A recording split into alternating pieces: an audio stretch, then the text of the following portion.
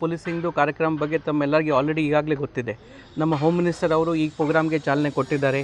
ಈ ಮನೆ ಪೊಲೀಸಿಂಗ್ದು ಕನ್ಸೆಪ್ಟ್ ಏನಿದೆ, ಪೊಲೀಸ್ ಅವರೇ ಎಲ್ಲ ಮನೆಗೆ ಹೋಗಬೇಕು.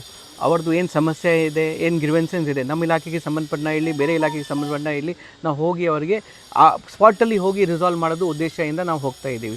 ಈಗಾಗಲೇ 1 ರೌಂಡ್ ನಾವು ಮಾಡಿದ್ದೀವಿ. ಇವತ್ತು ಡೇಟಿಂದ ನಾವು ಇನ್ನೊಂದು ಸೆಕೆಂಡ್ ರೌಂಡ್ ಸ್ಟಾರ್ಟ್ ಮಾಡ್ತಾ ಇದ್ದೀವಿ. ನಮ್ಮ ಇಡೀ ಜಿಲ್ಲೆಯಲ್ಲಿ 800 ಜನ ಸಿಬ್ಬಂದಿ ಇದ್ದಾರೆ, ಆಫೀಸರ್ ಸಿಬ್ಬಂದಿ ಎಲ್ಲ ಸೇರಿ. ಅವರು ಪ್ರತಿಯೊಬ್ಬರು ಇವತ್ತು 1 ದಿನಗೆ ಎಲ್ಲ ಮನೆಗೆ ಹೋಗ್ತಾರೆ. ಕನಿಷ್ಠ 50 100 ಮನೆ ಕವರ್ ಆಗಬೇಕು. ನಮ್ಮ ಟಾರ್ಗೆಟ್ ಏನಿದೆ, ಇವತ್ತು 1 ಡೇ ಅಲ್ಲಿ 800 ಜನ ಪೊಲೀಸ್ ಸಿಬ್ಬಂದಿ, ಇಡೀ ಬಾಗಲಕೋಟೆ ಜಿಲ್ಲೆದು ಎಲ್ಲ ಸಿಬ್ಬಂದಿ ಆಫೀಸರ್ ಎಲ್ಲ ಮನೆಗಳು ಹೋದರೆ 25,000 30,000 ಮನೆ ಕವರ್ ಮಾಡೋಕ್ಕೆ ನಮ್ಮದು ಟಾರ್ಗೆಟ್ ಇದೆ.